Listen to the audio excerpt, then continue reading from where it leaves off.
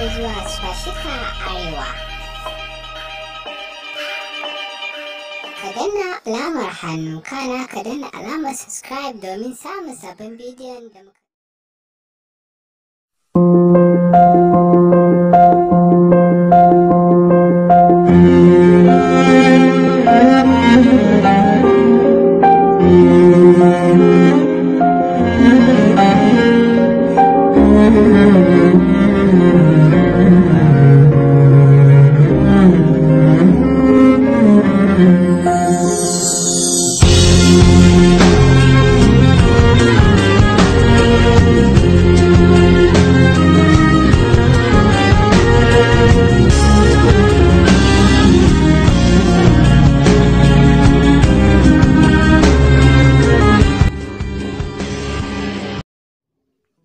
Assalamu alaikum, barkanmu da sake saduwa a cikin wannan littafi mai suna Tagayyara.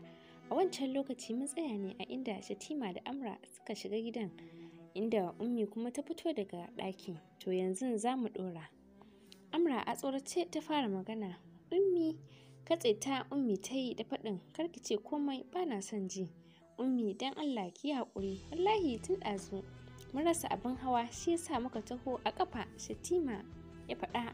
Sannu da ƙoƙari, kai mai rashin lafiya har kana da bakin magana ko Shatima? Kana biyo wannan sakaryar?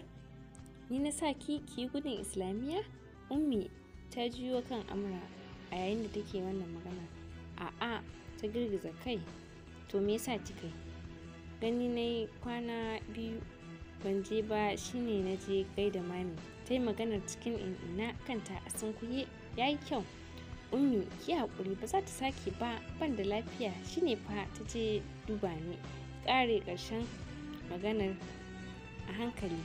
Oh, to kana so ka ce ta fi mu damuwa da kai kenan, wannan sakaryar ko? Ummi ka yi min shiru, kana fama da kanka ka biye mata. Yanzu dubi yadda ruwa ya zane ku. Ta wannan ba lallai ta kwanta rashin lafiya ba, amma kai fa. Aka Amra ta tsaya daga bakin kofa. Fafur ta ki shigowa, shi ma yana daga bakin kofar. Sai sun ne kai suke duka su biyan. Ana haka suka jiyo sallamar abbanta. Amra ganin abbanta ya shigo gidan, ta ji sanyi a ranta. Ta san ba zai bari Ummi ta dake ta ba. Ko da Abba ya tambaye su abin da yake faruwa, Ummi ce ta labarta masa komai. Maimakon ta ga yayi wa Amra fada, sai ta ga ba hakan ba. A daidai wannan lokacin suka ji sallamar direban gidan su Shatima. A nan ne Shatima bai ƙara wani ɓata lokacin ba, ya musu sallama kana ya wuce gida. Ita kuma ta shige cikin ɗaki domin sauya kaya. A gidan Momi kuwa duk suna falo da su Mami da Anti Mira, banda Anti Hannatu da tuntuni ta shige wata ɗaki. Tun daga bakin ƙofa Shatima ya so majero atishawa. Cirko ya tsaya yana kallon Momi. Mami cikin mamaki dan bai yi zaton ganin su a falon ba. A ransa yana faɗin ba daidai ne suke a falon ba haka. Tun kafin ya ƙarasa inda suke, Momi ta yi saurin tasowa cike da nuna damuwa. Take faɗin, Shatima, me zan gani haka? Ruwan saman ne ya jika ka haka? Fuskarta ta nuna damuwa ƙarara, ji take kamar da cire masa jin sanyi ta ɗora wa kanta. Shi kunya ma ta bashi yadda take ta nuna matuƙar damuwa a kansa. Cikin kwantar da murya ya ce, Momi, ba fa wani sanyi sosai, yanzu zan cire kayan. To ka je kai sauri ka canza kaya, ni kuma bara yanzu nan zan haɗo maka ruwan bunu. Anti Mira da take zaune ta ce, ka gani ko? Jibi yadda ka ɗaga wa Momi hankali, yaran nan ba ka ji. Mami kuma ta ce, ato dai, ni ba zan ce komai ba, tunda tun farko sai da na yi muku kashedi. Kai Mami, biki ga yadda Amra ita ma ta jiƙe ba fa. Ba na son sauran bayani. Je ka cire wannan. Ta yi nuni da rigarsa. Ɗakinsa ya wuce. Rahinatu ‘yar Anti Hannatu ta bi shi da kallo tana taɓe baki. Huɗubar babarta tana mata yawo a kai, don ba ruwanta da su yara ne, haka za ta zauna ta faɗa mata su abbansu fa baya son su, ya fi son ɗan uwansu Shatima.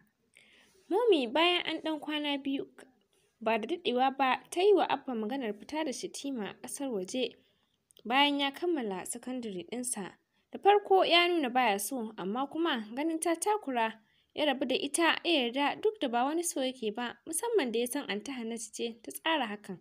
Shi kuwa Shatima sam bai da masaniya a kai. Bai ƙare sati 3 ba a gida lokacin komawa makaranta ya yi. Kamar ko da yaushe ya je gidan su Amra ya yi musu sallama. Wannan kusan koyaushe ne. In dai zai koma makaranta, haka yake tafiya cike da kewar gida. Anti Hannatu kuwa kamar a kanta yake zaune, daɗi da farin ciki duk ya baibaye ta. Mami har ta so gane hakan, don ta lura muddin aka ce Shatima ya tafi, to kuwa anti farin ciki salamu alaikum. Ta ɓangaren Amurkan, abin ba a cewa komai, har kuka ta yi a ɗaki bayan ya tafi lokacin da ya zo musu sallama. Duk inda aka ce Shatima ya koma makaranta, to kuwa gidan Momi an daina ganin ta. Satuttuka, watanni, shekaru 2 sun shuɗe, abubuwa sun faru masu daɗi da marasa daɗi. A yanzu Shatima ya kammala makarantar sakandare. Anti Hannatu ta sake haihuwa. Ta haifi 'ya mace, amma bata gode wa Allah ba, ita ta fi son namiji. A yanzu 'yarta tana da wata 6 da 'yan kwanaki. Ita kam Amra a yanzu ta shiga aji na 3 a sakandare. Anti Hannatu ce zaune tana magana da Abba. Take faɗin, Abban yara, baka ce komai ba fa akan kayan yaran nan. Kaya kuma akwai wasu bayan wanda aka yi musu. Ina mun bar wannan maganar kuma. Abba ya faɗa, ka duba ka ga yaran nan 'ya'ya mata ne, su da suke masu buƙatar ado, amma namijin nan ya fi su samun kayan sallah, kuma ma har masu tsada fiye da nasu. Cikin nuna ɓacin rai ya ce, kina gaya min ban yi adalci ba kenan. Ni ba haka nake nufi ba, amma dai yaran nan kayan shi sun fi 15, su ko 10 kayan su Rahinatu bai kai ba. Wayar da ke hannunsa ya dire ya dawo da kallonsa kanta, duk da ta juya masa baya. Me yasa ki a kullum ba kya gode wa Allah? Wannan kayan nashi da kike faɗa idan kada ki manta makaranta yake, ba kowanne yake cin bikin sallah da shi ba. Kuma Allah ya sani ba ni ne masa duka ba, rabin kayan baki san mahaifiyarsa ce ta yi masa ba. Kuma da kike maganar tsada, su ba mai tsadar aka yi musu ba. Da sunan yarinyar nan, wani irin sutura ce ban yi muku ba, dukanku wannan kayan fa ba ci ake ba. Shikenan, dama shi wancan ai ya bambanta da nawa, ya fi su matsayi a gidan. Allah sarki, Hannatu ba ta da ɗa namiji, shi yasa dole a nuna mana bambanci, ta faɗa. Kalaminta ba ƙaramin sosa masa rai suka yi ba, a koda yaushe ba ta da magana irin ya fi son Shatima a kan yaranta. Haka kika ce ko? To shikenan, bari na kira ita 'yar uwar taki. Kin ga sai kowa ya ɗauko kayan nashi, sai a raba daidai tunda haka ke so. Cikin fushi wannan maganar. Tare da ɗaukan waya zai kirawo Momin. Jin haka ta yi saurin miƙewa. Ni ban ce ba kar ka kira ta, magana ta wuce kuma ba huruminta ba ne, wannan tsakaninmu ne, shikenan ya wuce. Kai ya gida ya yi wurgi da wayar. Anti Hannatu sam ba ta taɓa yarda Momi ta san wata rigima ta taso tsakaninta da Abba. Haka ko da wasa ba ta taɓa furta mata maganar cewa an fi son Shatima a gidan. Shi yasa Momi 100% ta aminta da ita. Washe gari da safe kowa ya hallara a wajen cin abinci, banda Abba da ya fitar wuri. Momi na ga Shati ya kammala secondary school ɗinsa.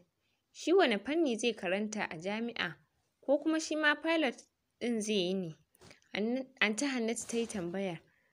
Mahaifinsa pilot shi ma haka? To ai kin san yawanci ɗan fari uba yake gada fa. Momi ɗan dariya ta yi sannan ta ce, wasu dai, shi ma ɗin ban sani ba. Ta ƙare maganar tana kallonsa. Shatima ya ɗago da kai ya kalle ta ma yaƙi, abincin kawai yake ci. Ya san munafunci ne irin nata da Momi ba ta taɓa ganewa. To wace ƙasar ya zaɓa wacce zai yi karatun? Ta sake jefo wata tambayar. Sai wannan karin ya ɗago da kai ya kalli Anti Hannatu. Fuskar ta ɗauke da murmushi mai ma'anoni daban-daban. Mamaki ta kalle shi. Kar dai ka ce Momi bata faɗa maka ba. Momin Shati ta komo da kallonta kan Momi.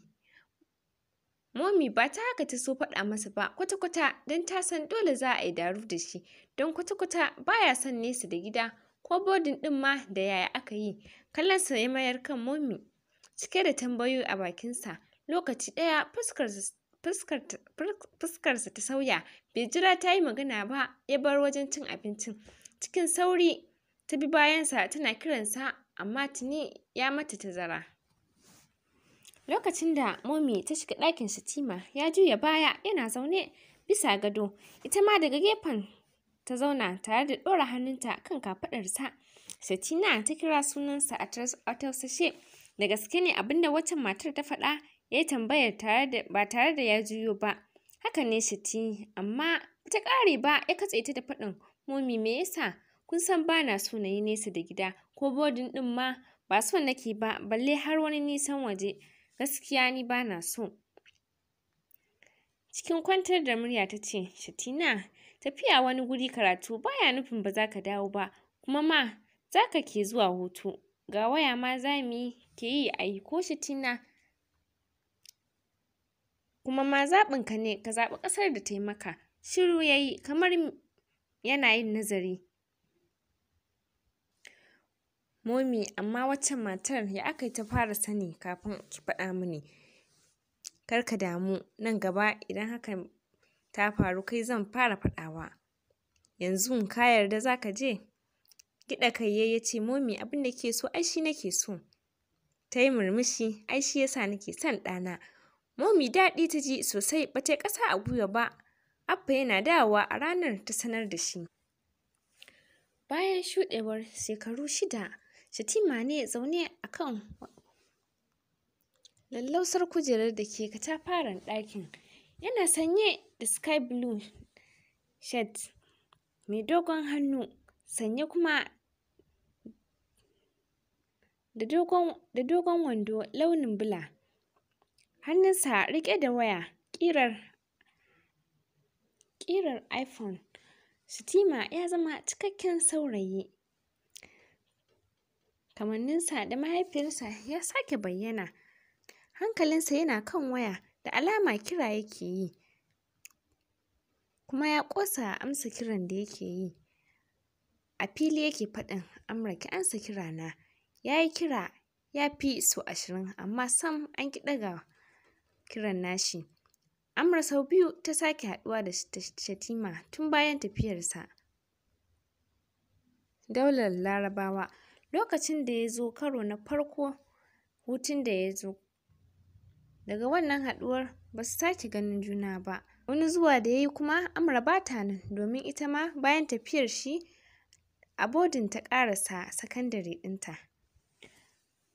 Haka wani zuwan da ya sake yi tana garin Gombe, don haka sun ɗauki tsawon lokaci ba su gana ba. A wannan shekaru Amra ta kammala diploma a fannin computer science. Shatima kuwa maganar da ake a yanzu ya kammala karatun injiniyarin a matakin digiri na 2. Ta ɓangaren Amra kuwa tana so ta yi amfani da wayarta amma sam ta kasa buɗewa don kar ta sake ganin kiransa. Da misalin ƙarfe 8:30 na dare tana daga ɗaki.